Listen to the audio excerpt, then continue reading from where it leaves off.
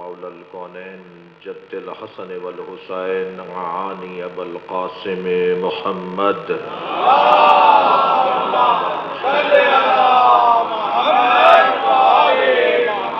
وآله الطيبين الطاهرين المعصومين الذين قال الله إنما يريد الله ليذهب عنكم الرجس أهل البيت ويطهركم تطهيرا.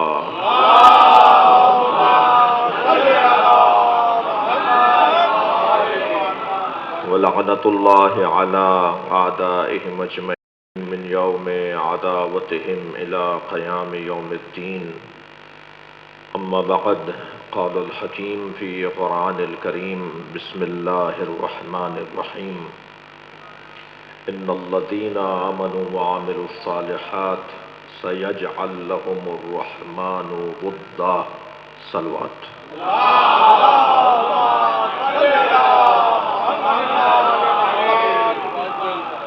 التماس سے ایک سورہ فاتحہ 3 مرتبہ سورہ اخلاص مرحوم مغفور سید علی متقی جعفری ابن سید احفاد حسین جعفری، ان کی 2 دختران، رحم اللہ من قرأ الفاتحہ. بسم اللہ الرحمن الرحیم الرحمن الرحیم مالک یوم الدین اهدنا الصراط المستقیم صراط الذین أنعمت عليهم غير المغضوب عليهم ولا الضالين. بسم اللہ الرحمن الرحیم اللہ اکبر لم یلد ولم یولد ولم یکن له کفوا احد.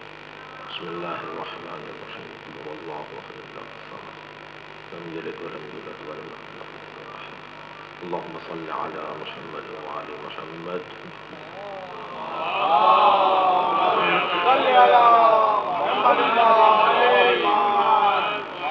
سورہ مبارکہ مریم، آیت کا نشان 96. پروردگار عالم 96 نمبر کی اس آیت میں سورہ مریم کے اس بیان میں ایک قاعدہ، ایک اصول، ایک فارمولہ اور ایک دستور العمل عطا کر رہا ہے. دستور حیات بشر، انسان کی زندگی کا مقصد، انسان کی زندگی کا ہدف، انسان کیوں اس دنیا میں آیا ہے اور اس دنیا میں رہتے ہوئے اسے کسے مد نظر رکھنا ہوگا. ہم تمام تر مخلوقات میں افضل و اعلیٰ و اشرف قرار دیے گئے ہیں. تو جس کو جیسا بنایا جاتا ہے، جس کو جیسا بنایا جائے گا، اس سے انتظار بھی ایسا ہی ہوگا، اس سے توقع بھی ایسی ہی ہوگی. یہ قاعدہ آپ کے ہمارے بنائے ہوئی چیزوں کے بھی ہیں. ہم جب اپنی کوئی ایسی چیز، کوئی صانع، کوئی کمپنی، کوئی ادارہ اگر اپنی مصنوع پیش کرے تو اسے جیسا بناتا ہے ایسا ہی اس سے اسے توقع بھی ہوتی ہے. جب اشرف اور اعلیٰ قرار دیا ہے، جب سب سے افضل قرار دیا ہے، تو پھر سب سے اچھے کام بھی اسی سے چاہیے. اور اس کی قیمت اس وقت حاصل ہو پائے گی کہ جب یہ اپنے ہدف کے مطابق، ہدف حیات کے مطابق زندگی گزارے. اس آیہ کریمہ میں پروردگار عالم نے ایک قاعدہ دیا ہے اور ایک رہنمائی عطا کی ہے کہ تمہیں یہ سوچنا ہوگا کہ تمہیں کرنا کیا ہے. ہماری قیمت بڑھتی ہے یا ہماری قیمت وصول ہوتی ہے کہ جب ہم صاحب ایمان ہو جائیں. ہمارا مقام روشن ہو جاتا ہے کہ جب ہم صاحب عمل صالح ہو جائیں. ہم ان دونوں کاموں کو کس لیے کرتے ہیں؟ تاکہ اس کا قرب حاصل ہو جائے جس نے ہمیں اعلیٰ و اشرف قرار دیا ہے، اس کی ہمیں نزدیکی نصیب ہو جائے، اس کا ہمیں پیار مل جائے، اس کی شفقتیں مل جائیں، وہ اپنا کہنے لگے، وہ کہے کہ یہ میرا ہے. اور پھر جب اللہ کسی سے پیار پھر اللہ ہی کا کام ہے کہ مخلوق کے دلوں میں بھی اس کی محبت اللہ ہی ڈالے۔ پھر بظاہر وقتی طور پر، عارضی طور پر اگر اسے تنہا چھوڑ کر بھی چلے جائیں اور وہ پریشانیوں کا سامنا کر بھی رہا ہو تو اسے یہ یقین ہوتا ہے کہ میرے رب نے مجھ سے وعدہ کیا ہوا ہے کہ لوگوں کے دلوں میں محبت ڈالنا اس کا کام ہے۔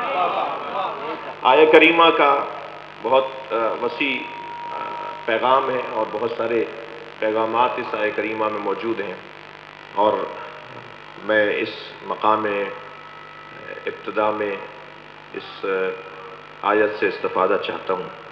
ارشاد ہو رہا ہے، ترجمہ محسوس کیجیے گا، ان الذین آمنوا، بتحقیق صاحبان ایمان، یا ترجمہ کروں کہ وہ لوگ جو ایمان لائے، وعاملوا الصالحات، اور وہ لوگ کہ جو عمل صالح انجام دیتے ہیں۔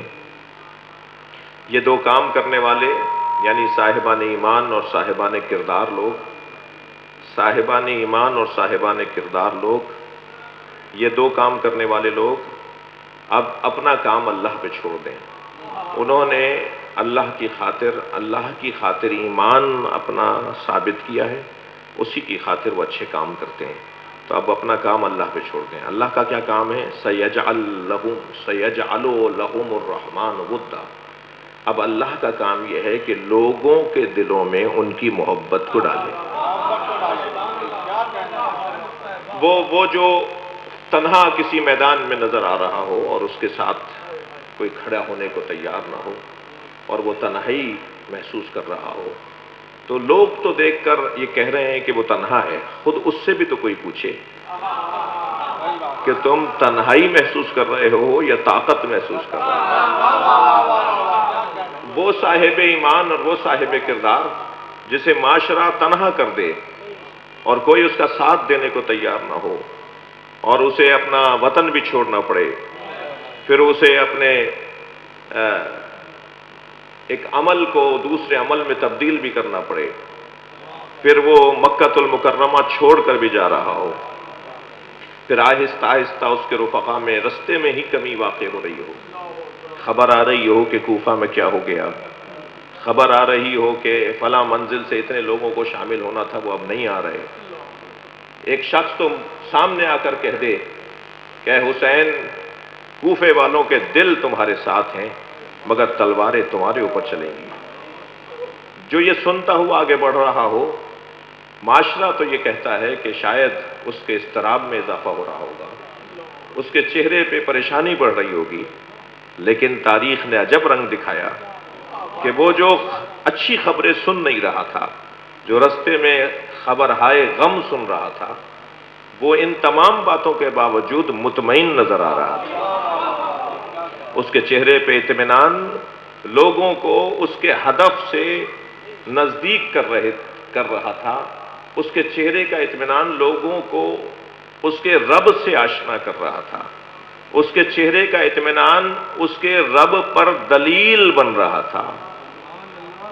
ایک بزرگ عالم دین کا بڑا حسین جملہ ہے، علامہ نقن صاحب فرماتے ہیں کہ اللہ کے وجود پر دلیلیں تو انگنت ہیں، آپ جتنی چاہیں اللہ کے وجود پہ دلیلیں موجود ہیں، مگر عصر عاشور حسین کا اطمینان، یہ وجود پروردگار پر ایک روشن ترین دلیل ہے۔ وہ ان مراحل سے گزرنے کے بعد بھی مطمئن نظر آ رہا ہے۔ لوگ کہہ رہے تھے کہ وہ تنہا ہو گیا، اور پھر جب یہ قصہ آگے بڑھا اور پھر جہاں ان کے رستے کو روکا گیا اور پھر انہیں ایک ایسی وادی میں پہنچایا گیا جس وادی کا نام ہی مصیبتوں کے ساتھ جڑا ہوا ہے، جس وادی کی شناخت ہی مصیبتوں کی ہے، جس کا نام ہی مصیبت ہے، جو کرب اور بلاؤں کی سرزمین ہے، جہاں سوائے کرب اور بلاؤں کے کچھ ملنے والا نہیں ہے، وہ جب وہاں پہنچا ہے تو میں یہ جملہ کہہ دوں کہ اس کرب و بلا نے اسے نہیں ڈھونڈا، اس نے کرب و بلا کو ڈھونڈا ہے۔ وہ کربلا پہنچے ہیں کربلا کو ڈھونڈتے ہوئے۔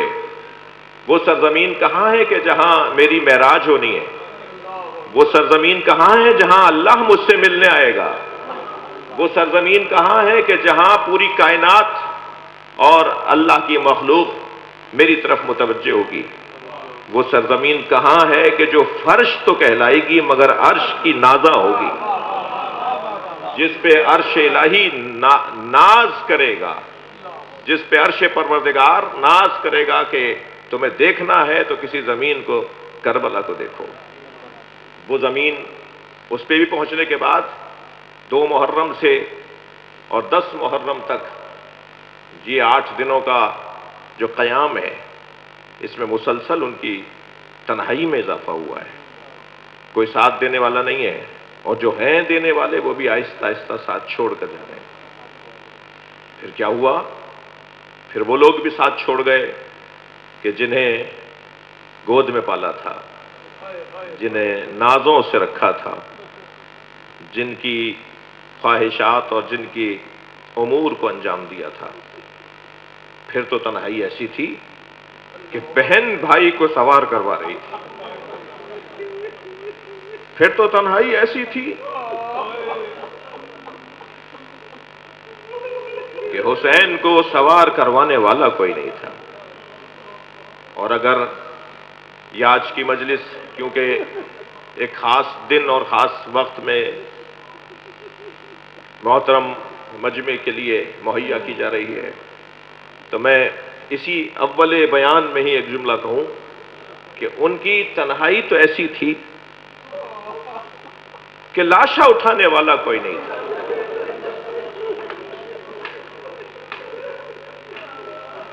حسین ابن علی کا لاشا اٹھانے والا کربلا کے میدان میں کوئی نہیں تھا۔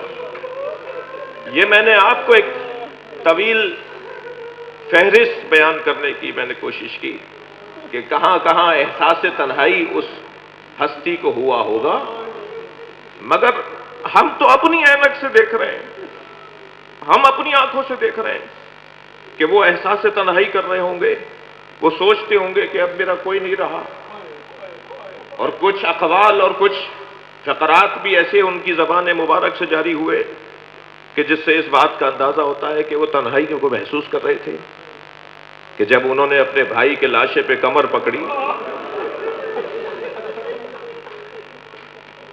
اور کہا کہ الآن ان کا سارا ظہری،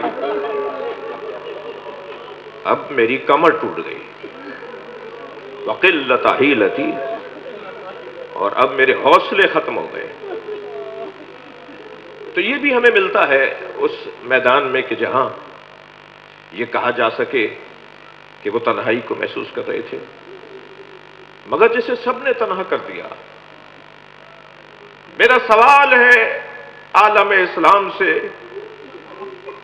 کہ ہم تو ابھی اس الجھن میں مبتلا ہیں کہ حسین کو وہ کیسے مانتا ہے اور میں کیسے مانتا ہوں، حسین کو وہ کیا مانتا ہے اور میں کیا مانتا ہوں، حسین کو کون تیسرا امام مانتا ہے اور حسین کو کون صحابی رسول مانتا ہے۔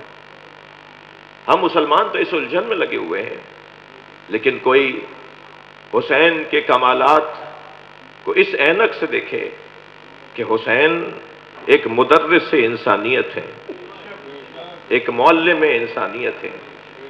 انہیں کسی مسلک اور مکتب میں محدود کر دینا یہ اپنے ساتھ تو ناانصافی ہے ہی، اس ذات کے ساتھ بھی بے عدالتی ہے۔ وہ جس نے کربلا میں تمام معاشرے کے طبقوں کو جمع کیا ہو، وہ جس نے کربلا میں تمام رشتوں کو جمع کیا ہو، وہ جس نے کربلا میں ساری قوموں کو جمع کیا ہو، وہ جس نے کربلا میں مختلف زبان بولنے والوں کو جمع کیا ہو، وہ جب سب کو جمع کر سکتا ہے تو وہ صرف کربلا میں اس نے جمع نہیں کیا، بلکہ اس نے کربلا میں جمع کر کے قیامت تک ساری قوموں کو جمع کر دیا۔ انہوں نے کربلا میں سارے رشتوں کو جمع کر کے اب قیامت تک سب رشتوں کو جوڑ دیا ہے۔ زبانوں کی بنیاد پر اپنے عقیدوں میں تفریق نہ لانا، اپنے نظریات میں تبدیلی نہ لانا، علاقے کی بنیاد پر، بارڈروں کی بنیاد پر اپنے نظریات میں فرق نہ ڈالنا، یہ پیغام کربلا کے امیر حسین کا ہے۔ یہ عزیز زہرا کا پیغام ہے، وہ جس کے ساتھ اس حد تک تنہائی کا منظر نظر آئے کہ اگر لاشے پہ گھوڑے دوڑ رہے ہوں تو کوئی بچانے والا نہ ہو، اور اگر فریاد بھی کر رہی ہو تو وہ بہن کر رہی ہو کہ جو سوائے فریاد کے اور کیا کرے گی، اور کیا غربت تھی اس کے بچوں کی کہ 4 سالہ بچی بھی گھوڑے سے پوچھے گی میرے بابا کو پانی پلا کر مارا یا میرے بابا کو پیاسا شہید کر دیا۔ جس کی اس درجے کی تنہائی رہی ہو، کیا کچھ مدت گزرنے کے بعد انسان کا احساس اجاگر نہیں ہوا کہ حسین حسین ہے؟ جیسے جیسے زمانہ شعوری اعتبار سے تکامل کی مرحلوں کو گزار رہا ہے، جیسے جیسے زمانہ فکری اعتبار سے روشنی کی طرف جا رہا ہے، ایسے ایسے امام حسین کی معرفت میں اضافہ ہوتا جا رہا ہے۔ وہ مصرع شاید یہی کہنے کا ہے کہ انسان کو بیدار تو ہو لینے دو، ہر قوم پکارے گی ہمارے ہیں حسین۔ ایسا منظر ہمیں روز بروز نظر آ رہا ہے۔ کوئی بھی آپ کو نہیں ملے گا وہ جو آپ کے انداز محبت کے مخالف ہیں، وہ جو آپ کے انداز عزا کے مخالف ہیں، وہ بھی حسین ابن علی کے مخالف نہیں ہیں۔ وہ بھی یہ کہتے ہوئے نظر آتے ہیں کہ یہ ایسا کرتے ہیں، مگر وہ یہ نہیں کہتے کہ حسین کو مارنے والا صحیح تھا۔ حسین مولا کے ساتھ جس نے دشمنی کی وہ ایک استعارہ بن گیا نقمت کا، بدنامی کا، برائی کا، اور حسین سے جڑے ہوئے وہ 72 اصحاب ایک عنوان بن گئے عزت، افتخار، احترام کے لیے۔ یہ وہ جو کربلا کے میدان میں تنہا کھڑا تھا، کیا وہ آج تنہا ہے؟ بلکہ میں کہہ دوں کہ اس کرۂ ارض پر یا حسین کے اللہ کے لیے مجمع لگتا ہے یا اللہ کے حسین کے لیے مجمع لگتا ہے۔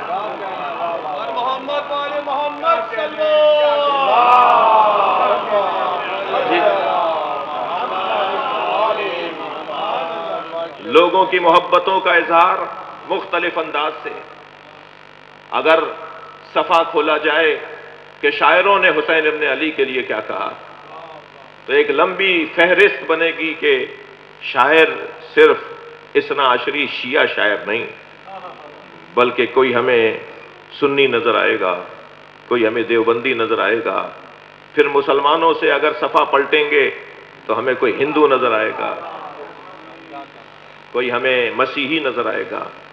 عربی زبان میں، فارسی زبان میں، اردو زبان میں، ترکی، مختلف زبانوں میں جو امام حسین کے لیے شاعروں نے اپنی عقیدتوں کا اظہار کیا، اور ایسے ایسے کلام ہیں، ایسے ایسے کلام ہیں۔ ایک ہندو شاعر کے تو وہ 2 مصرے، کہتی تھی بانو الہی خیر ہو، الہی خیر ہو مالک کی آج کیوں سر سے ڈھلی جاتی ہے چادر بار بار۔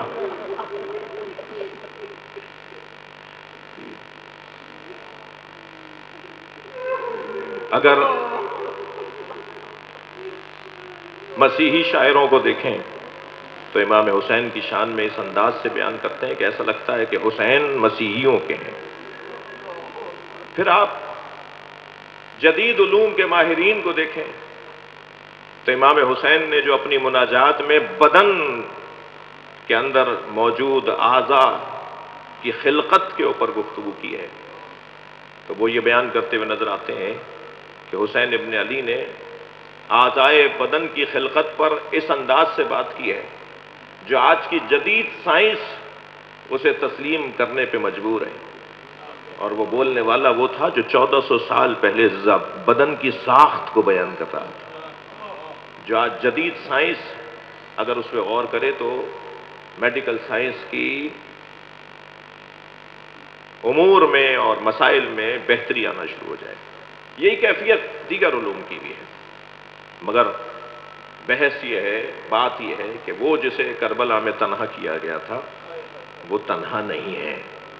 کیوں؟ اس لیے کہ اللہ کا وعدہ ہے ان الذین آمنوا وعملوا الصالحات، جو ایمان لائے اور جنہوں نے عمل صالح انجام دیا، سَيَجْعَلُ لَهُمُ الرَّحْمَنُ وُدًّا، پھر لوگوں کے دلوں میں ان کی محبت اللہ ڈالتا ہے. میں کچھ دیر آپ سے سہارا چاہوں گا. یہ ایمان، یہ عمل صالح، جس کا نتیجہ یہ ہے کہ پھر رحمان مخلوق کے دلوں میں اس کی محبت ڈالے گا کہ جو صاحب ایمان بھی ہوگا اور صاحب کردار بھی ہوگا. ہم تو اس دروازے پر جمع ہو کر بیٹھے ہیں جس دروازے والوں کو، جس گھر کے مالکوں اور صاحبوں کو مومن نہیں کہا جاتا بلکہ ایمان کہا جاتا ہے. یعنی میں اور آپ اگر صاحب ایمان ہو جائیں تو یہ ہمارے لیے اللہ کا وعدہ ہے. میں اور آپ اگر صاحب کردار ہو جائیں تو یہ کہ لوگوں کے دلوں میں رحمان ان کی محبت ڈالے گا، یہ مجھ جیسے اور آپ جیسے لوگوں کے لیے اللہ کا وعدہ ہے. مومن ہو جاؤ، با کردار ہو جاؤ، اللہ تمہاری محبت لوگوں کے دلوں میں ڈالے گا. یہ ہم اور آپ جیسے لوگوں کی بات ہو رہی ہے. ہم سب مل کر آئے ہیں اس دروازے پر کہ جن کے ایمان کو ایمان نہیں بلکہ ان کے سانس لینے کو ایمان کہا جاتا ہے. میں انتہائی محترم سامعین سے تاریخ کا وہ صفحہ دکھانا اور روشن کرنا چاہوں گا اور واضح ہو ایک مثال کی صورت میں. اگر عبادات الہیہ میں سب سے عمدہ عبادت کا تصور کیا جائے تو وہ سجدہ ہے. وہ سجدہ ہے جو سب سے عمدہ ترین عبادت ہے. اس گھرانے کے فرد اول کا مقام یہ ہے کہ اس کے سجدے کی بات نہیں ہے، اس کی ضربت کی بات ہے. ضربت علی یوم الخندق افضل من عبادت الثقلین. علی کی خندق کے دن چلنے والی ضربت ثقلین کی عبادت پر افضل ہے.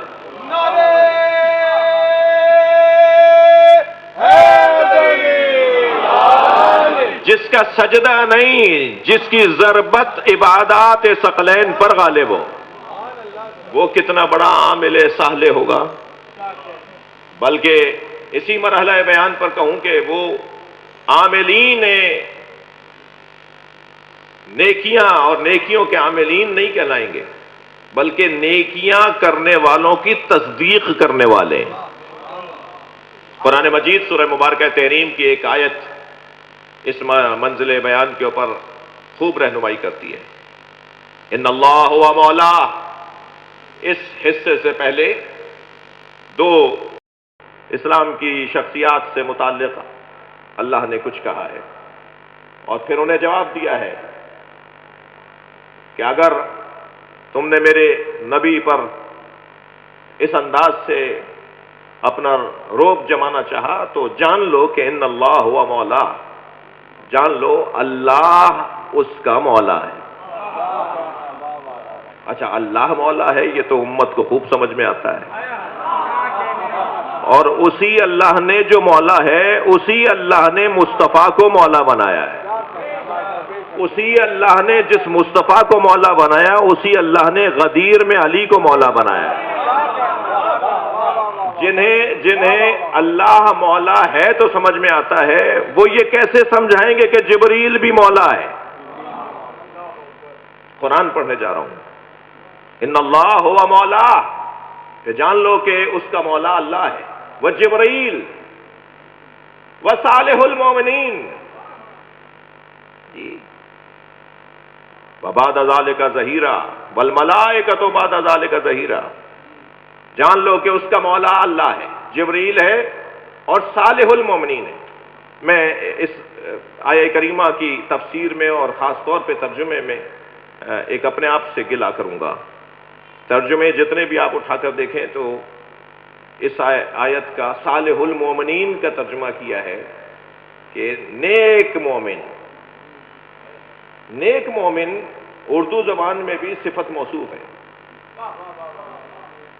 نیک مومن عربی زبان میں صفت موصوف کے لیے کچھ شرائط ہیں. عربی میں صفت موصوف کو 4 چیزوں میں مشترک ہونا چاہیے. 4 چیزوں میں سے کسی 2 چیز میں مشترک ہونا چاہیے. مثلاً اگر موصوف جمع ہے تو صفت کو بھی جمع ہونا چاہیے. مثلاً اگر موصوف تثنیہ ہے تو اسے بھی تثنیہ ہونا چاہیے. مفرد ہے تو اسے بھی مفرد ہونا چاہیے.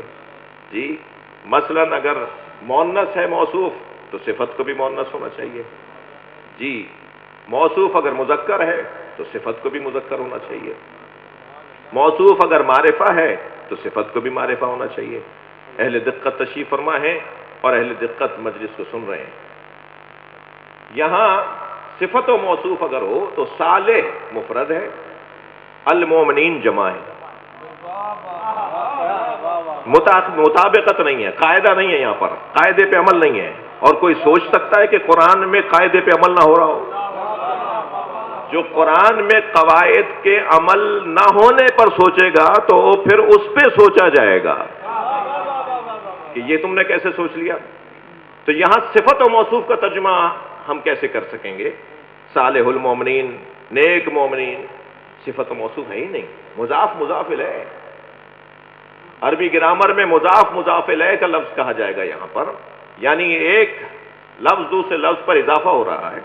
صالح المومنین کا ترجمہ اب یہ نہیں ہوگا کہ نیک مومن کون ہے؟ رسول کا مولا، رسول کی مدد کرنے والا، رسول کے ساتھ دینے والا اللہ.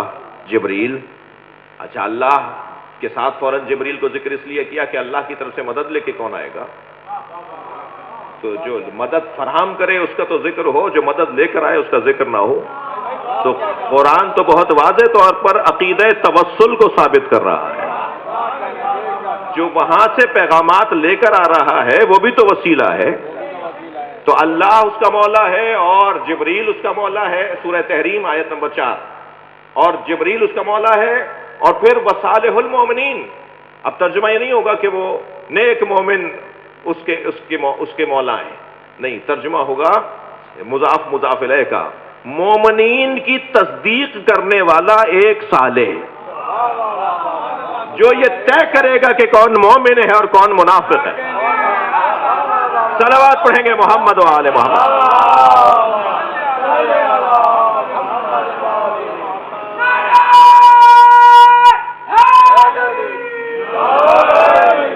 جو یہ طے کرے گا کہ کون مومن ہے اور کون منافق ہے.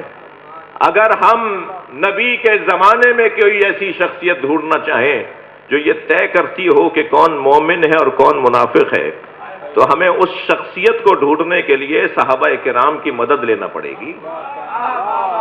محترم صحابہ کرام نے یہ اتفاق کے ساتھ کہا کہ ہم جب یہ جاننا چاہتے تھے کہ کون مومن ہے اور کون منافق ہے تو ہم علی کے ذکر کے ذریعے سے چہرے پڑھ لیتے تھے.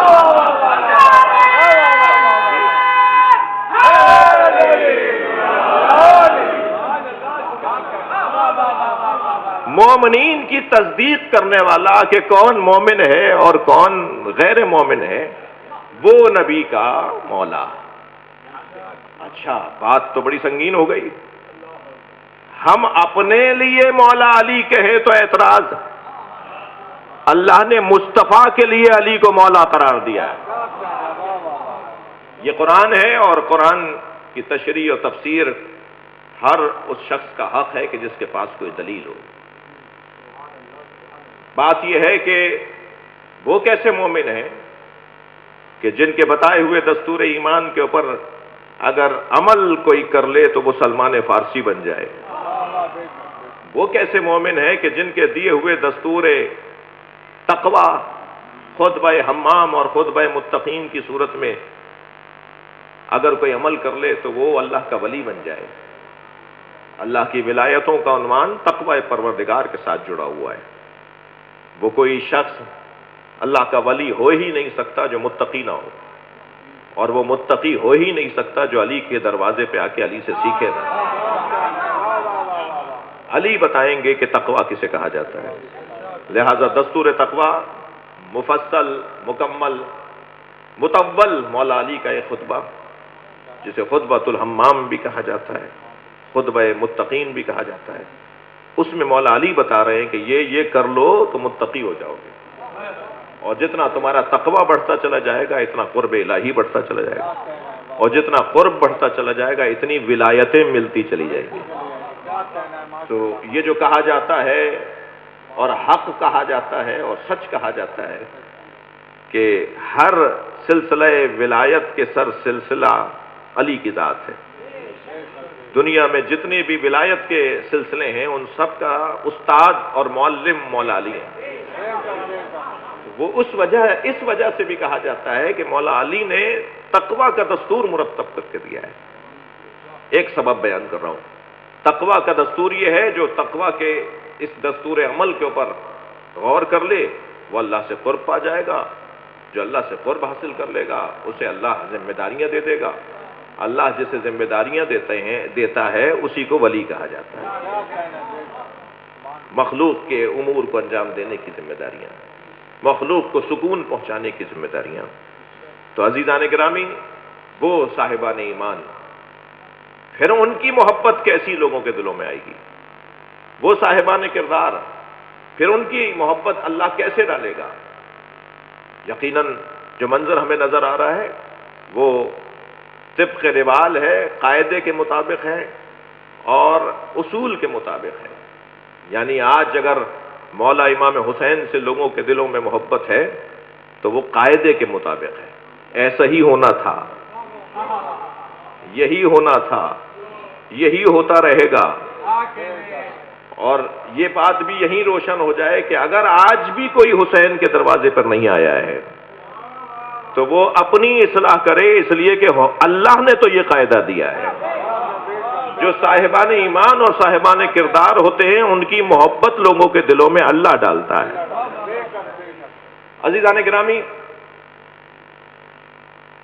یہ بات طے ہے کہ یہ ذکر عام رہے گا، یہ ذکر اور بڑھے گا، پھیلے گا، یہ ذکر اور سمجھ میں آئے گا، یہ بات طے ہے۔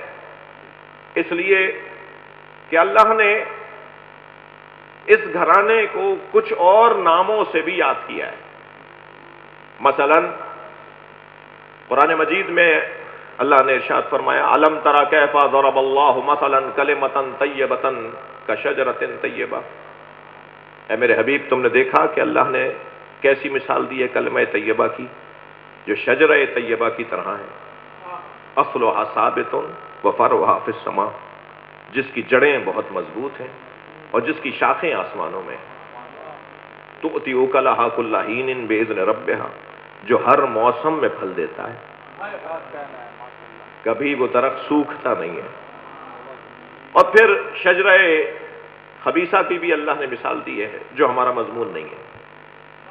کلمہ طیبہ کی اللہ نے مثال دی، لفظ کلمہ کہہ کر اللہ نے سمجھایا ہے کہ وہ شجرہ طیبہ کی طرح ہے، اور پھر شجرہ طیبہ کی جو صفتیں وہی کلمہ طیبہ کی ہیں۔ اب اگر کلمہ طیبہ کا لفظ ذہن میں مانوس ہو جائے تو میرے اس مضمون میں اسے یوں جوڑا جائے گا کہ کلمۃ اللہ العلیٰ، اللہ نے طے کر رکھا ہے کہ اللہ کا کلمہ ہمیشہ بلند رہے گا، اللہ کے کلمے کو کوئی جھکا نہیں سکتا۔ پھر اللہ نے اس گھرانے کے لیے ایک اور اعلان کیا، وَرَفَعْنَا لَكَ ذِكْرَكَ، اے میرے حبیب ہم نے آپ کے ذکر کو بلند کیا ہے۔ میرے کم سن ساتھی، میرے ہم سن ساتھی توجہ کریں، کوئی ذکر اس وقت تک بلند نہیں ہو سکتا جب تک صاحب ذکر صاحب کردار نہ ہو۔ کوئی صاحب کردار محترم ہو نہیں سکتا جب تک وہ صاحب کردار صاحب فکر نہ ہو۔ میں اگر اس ترتیب کو یوں کہہ دوں کہ فکر انسان کو کردار کی طرف لے کے جاتی ہے، اور کردار انسان کو ذکر کی طرف لے کے جاتا ہے۔ ذکر ہی اس کا ہوگا جس کا کردار ہوگا، بات ہی اس کی جائے گی جس کا کردار بلند ہوگا، اور کردار بلند اس کا ہوگا کہ جس کی فکر بلند ہوگی۔ ذکر اس کا ہوگا جس کا کردار بلند ہے، کردار بلند اس کا ہوگا جس کی فکر بلند ہے۔ تو فکر کی بلندی کردار کی بلندی کا سفر کرواتی ہے، اور کردار کی بلندی ذکر کی بلندی تک لے جاتی ہے۔ جب اللہ یہ کہہ رہا ہے کہ وَرَفَعْنَا لَكَ ذِكْرَكَ، ہم نے آپ کے ذکر کو بلند کیا ہے، تو جس کے ذکر کو اللہ بلند کرے ماننا پڑے گا اس کا کردار بھی بلند ہے۔ عدل الہی کی بحث ہے، عدل پروردگار کا موضوع ہے۔ اللہ کسی کو بغیر محنت کے کوئی اجر نہیں دیتا، اللہ کسی کو کوئی عظمت عطا نہیں کرتا جب تک اسے آزما نہ لے، لہذا کردار سے پہلے پھر فکر کا مرحلہ ہے۔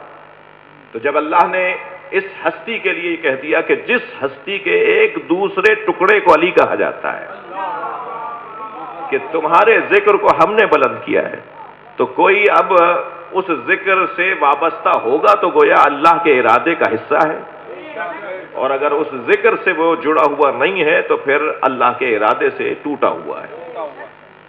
عزیزو، جب حضرت ابراہیم نے اپنی نسل کے لیے دعا مانگی تو یہی تو دعا مانگی تھی، ربنا فاجعل افئدۃ من الناس تہوی الیہم، یا اللہ جن کو میں امام چاہتا ہوں اپنی نسل میں، جنہیں میں لسان صدق کے طور پر اپنی نسل میں مانگتا ہوں، کبھی کہا کہ مجھے سچی زبان عطا کر دے میری نسل میں، کبھی کہا میری نسل میں امامت عطا کر دے۔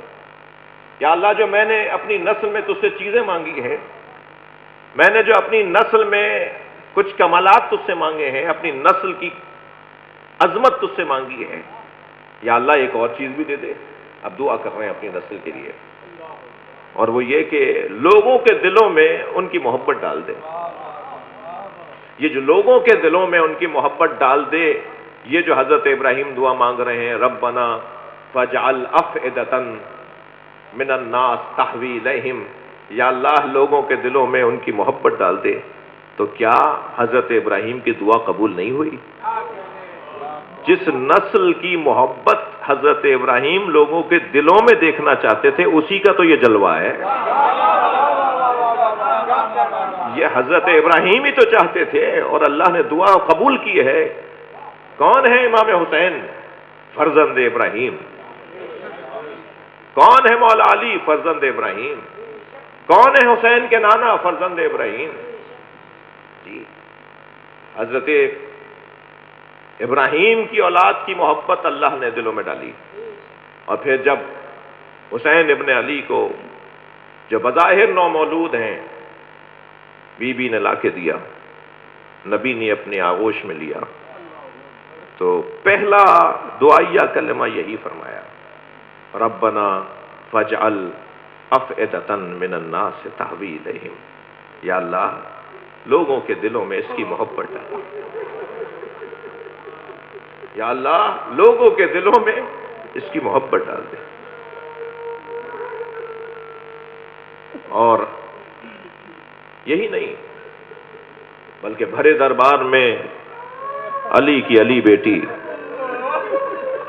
بھرے دربار میں حسین کی اسیر بہن، جب یزید سے خطاب کیا، بی بی نے فرمایا کہ قیدک وجہد جہدک فوالذی شرفن بالوحی والکتاب، تو جتنی چالیں چل سکتا ہے چل، تو جتنی کوششیں کر سکتا ہے کر، مگر یہ جان لے کہ اس اللہ نے ہمیں وحی اور قرآن کے ذریعے شرف عطا کیا ہے۔ وحی ہمارے گھر میں اترتی ہے، قرآن ہمارے گھر میں اترا ہے، ہاتھوں میں رسی باندھ کر کوچا بکوچا دیار بدیار پھرا کر، تو یہ نہ سمجھ کے تو نے ہماری عزت میں کمی کر دی ہے۔ عزت کا یہ مفہوم ہی نہیں ہے جسے تو نے عزت سمجھا ہے۔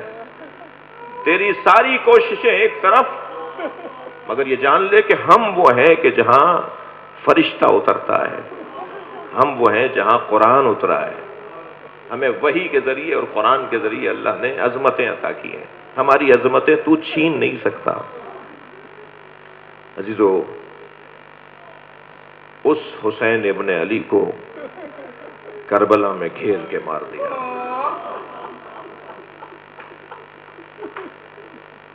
جس کی محبت دلوں میں ڈالنے کا وعدہ اللہ کا ہے، اس لیے کہ ایمان بھی اس درجے پر کہ جیسے جیسے لاشیں اٹھاتے جا رہے تھے، ایسے ایسے حسین کے چہرے پہ تازگی بڑھتی جا رہی تھی۔ مقتل نگاروں کا کہنا یہ ہے کہ چہرے پر، رخساروں پر سرخی بڑھ رہی تھی، جو اطمینان قلب کی علامت ہوا کرتی ہے۔ اور لاشیں بھی ایسے لاشیں اٹھائے، بلکہ میں یوں کہہ دوں کہ کوئی ایک مجاہد بھی تو نہیں تھا جس کا لاشا حسین اٹھا کے نہ لایا، حتیٰ غلاموں کے لاشیں بھی بڑھ کر امام حسین آغوش میں لیتے تھے۔ حر کے بیٹے علی ابن حر نے جب اپنے بابا کو سلام کیا، میں پوچھ سکتا ہوں صاحبان اولاد سے کہ حر کتنی جلدی پہنچے ہوں گے اپنے بیٹے کے لاشے پر، اپنے بیٹے کے جسد پر۔ بابا میرا سلام آخر، اور کتنی جلدی روانہ ہوئے ہوں گے اپنے بیٹے کے لاشے کی طرف، اپنے بیٹے کی آواز کی طرف۔ مگر سنیں گے جب حر پہنچے تو کیا دیکھا؟ حسین پہلے سے موجود ہے، اور امام حسین نے حر ابن یزید ریاحی کے بیٹے علی ابن حر کا لاشا اٹھایا ہوا ہے۔ آگے بڑھ کر کہا مولا یہ غلام زادہ ہے، مولا یہ لاشا مجھے دے دیجئے۔ فرمایا حر جوان کی میت باپ نہیں اٹھاتا۔ اجرکم اللہ، اجرکم اللہ، آپ کی آوازیں بلند ہو رہی ہیں، اللہ آپ کو اس کا اجر و ثواب عطا فرمائے۔ یہ رونا، یہ آپ کا گریہ، یہ صدائے گریہ، یہ آرزو اہل بیت ہے، یہ سنت مصطفیٰ ہے۔ حسین کی زندگی میں نبی روئے ہیں، اور شہید زندہ ہوتا ہے، زندہ پہ رونا نبی کی سنت ہے۔ اور ایسے روئے ہیں کہ حضرت ام سلمہ حجرے میں آ گئی۔ روایت کہتی ہے کہ بلند آواز سے نبی کے گریے کی آواز تھی، بلند آواز سے رو رہے تھے۔ بی بی فرماتی ہیں کہ میں حجرے میں گئی تو میں نے کیا دیکھا؟ حسین کا کرتا اتارا ہوا ہے اور حسین کے سینے کو اپنے سینے سے لگایا ہوا ہے۔ میں نے کہا یا رسول اللہ، آپ اس طرح حسین کو لے کر کیوں رو رہے ہیں؟ فرمایا مجھے ابھی جبریل نے آ کر بتایا کہ اس سینے پہ گھوڑے دوڑیں گے، یہ وہ لب ہوں گے جس لبوں کی توہین کی جائے گی، میرے بچے کو کربلا میں بھوکا پیاسا مارا جائے گا۔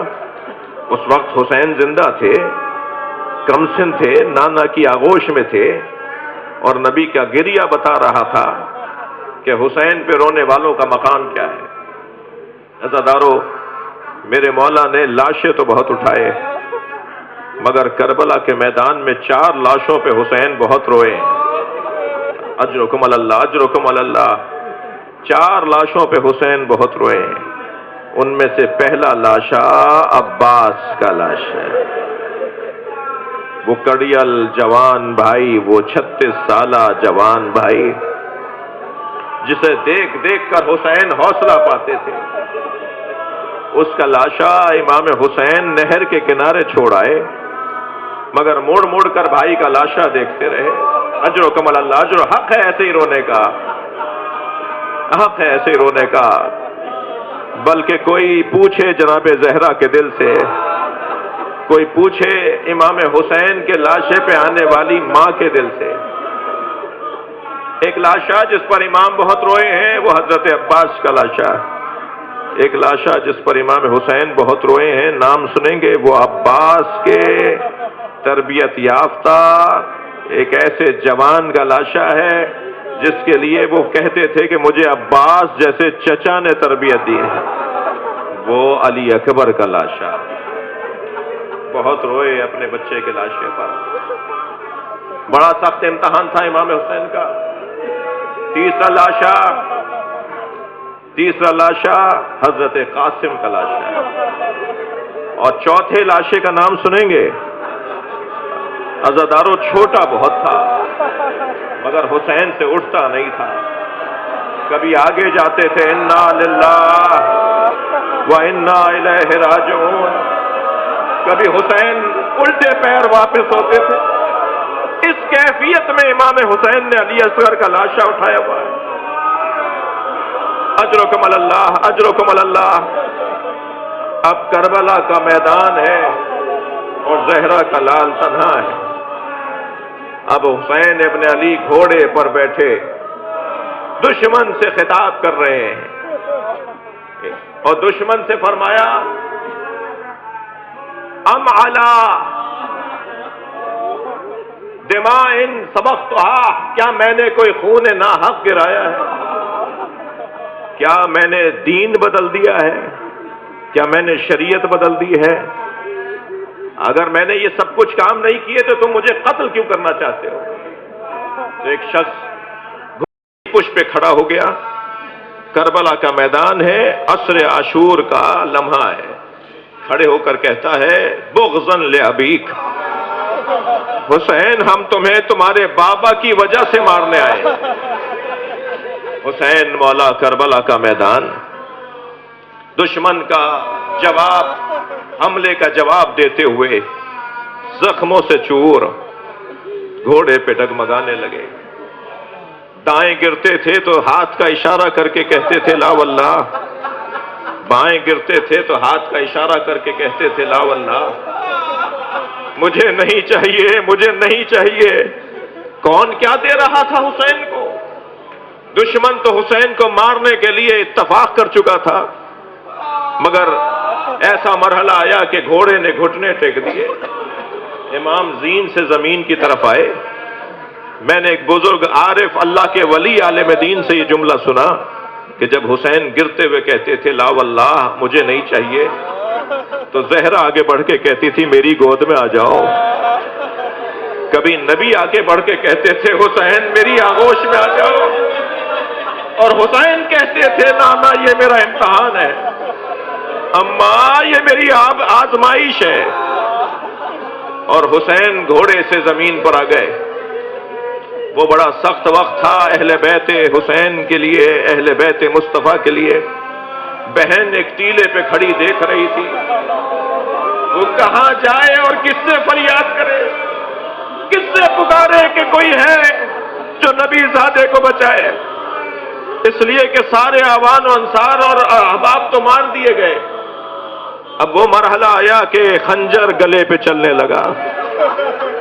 وہ خنجر نہیں چلتا تھا، زمین کربلا کو زلزلہ آتا تھا، سیاہ آندیاں چلتی تھیں۔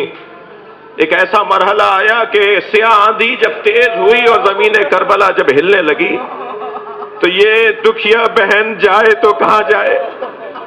بس یہی سمجھ میں آیا کہ زین العابدین کو اٹھائے، خیمے میں جا کر بازو ہلایا، زین العابدین اٹھو، کہا پھوپھی اماں ذرا سہارا دیجئے۔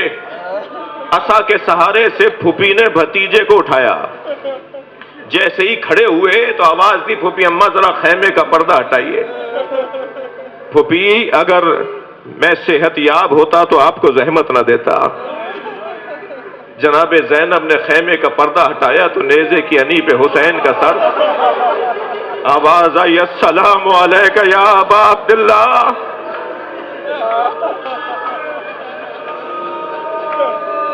یہ دن اب ختم ہو گیا، شام غریباں آ گئی۔ شام غریباں تاریخ بشریت میں ان سے بڑے غریب نہیں ہیں۔ عزادارو، علی کی شیر دل بیٹی جلی ہوئی چوب کو اٹھا کر بیویوں اور بچوں کو ایک جگہ جمع کرتی ہوئی ایک آواز دے کر کہتی ہے ام کلثوم سکینہ نظر نہیں آ رہی۔ اب دونوں بہنیں چلی ہیں حسین کی امانت کو ڈھونڈنے کے لیے، آواز دیتی جا رہی ہیں سکینہ کہاں ہو، سکینہ کہاں ہو، کہ ایک مرتبہ محسوس ہوا کہ ایک نشیب ہے جہاں ایک لاشے کے گرد بہت سے پتھر ہیں، نیزے ہیں، بھالے ہیں، برچیاں ہیں، سکینہ وہاں سو رہی ہیں۔ قریب جا کر بچی کو گود میں اٹھایا، کہا سکینہ یہ کہاں سو رہی ہو؟ کہا پھوپھی اماں یہ بابا کا لاشا ہے۔ پھوپھی اماں جب میرے دامن میں آگ لگی اور میں مدد کے لیے پکار رہی تھی تو اسی لاشے سے آواز آئی میری بچی میرے پاس آ جاؤ۔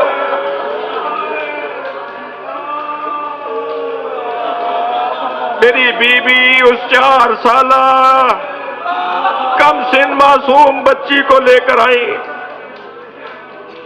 مجھے نہیں پتا عزاداروں کے پانی کہاں سے آیا، مگر مقتل نگاروں نے لکھا ہے کہ شام غریبہ میں پانی آیا، جناب زینب نے پہلے بچوں کو پانی پلایا۔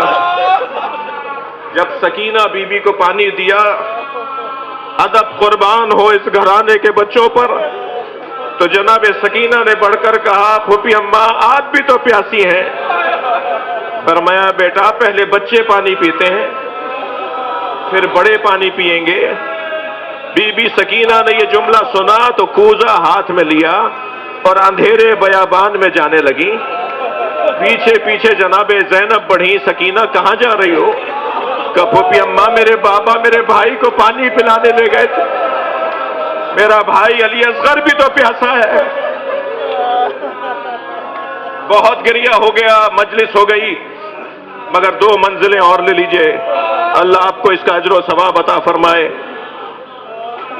عزادارو جب سب بچوں کو پانی پلا دیا تو جناب زینب نے پھر بیویوں کو پانی پلایا۔ سب بیویوں نے پانی پیا مگر جناب رباب پانی نہیں پی رہے۔ اجرکم اللہ، اجرکم اللہ۔ حسین مولا کی زوجہ، اور بتاؤں اپنے محترم سننے والوں کو علی اصغر کی ماں امام سجاد سے آ کر کہا زین العابدین بھابی رباب پانی نہیں پی رہی۔ امام سجاد ایسے آ کر بیٹھے جیسے ماں کے برابر میں کوئی بچہ بیٹھا ہو۔ کہا اماں پانی پی لیجئے۔ حکم امام تھا، جناب رباب نے کھانا بھی کھایا پانی بھی پیا۔ میں اشارے میں بات کروں گا، اللہ کرے میری بات منتقل ہو جائے۔ آپ کے گھروں میں بھی دودھ پیتے بچے ہیں، وہ مائیں بھی مجلس کو سن رہی ہوں گی جو بچوں کے ساتھ جڑی ہوئی ہیں۔ شام غریبہ میں جناب رباب نے کیسے کھانا کھایا، کیسے پانی پیا، وہ میں نے آپ کو بتا دیا۔ آدھی رات گزری تو کبھی دائیں جاتی ہیں کبھی بائیں، کبھی جلے ہوئے خیموں کی پشت پہ جاتی ہیں اور کبھی چھوٹے بچوں کے ساتھ آ کے بیٹھتی ہیں۔ جناب زینب کو محسوس ہوا کہ بھابی مضطرب ہے، قریب آ کر کہا بھابی کچھ دیر آرام کر لیجئے۔ فرمایا زینب مجھے علی اصغر یاد آ رہا ہے، میرا بچہ بھوکا مار دیا۔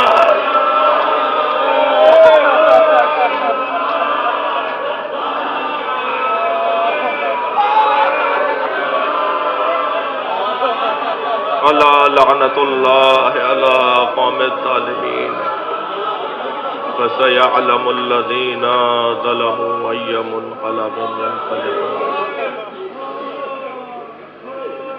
متوجہ ہے ذہن۔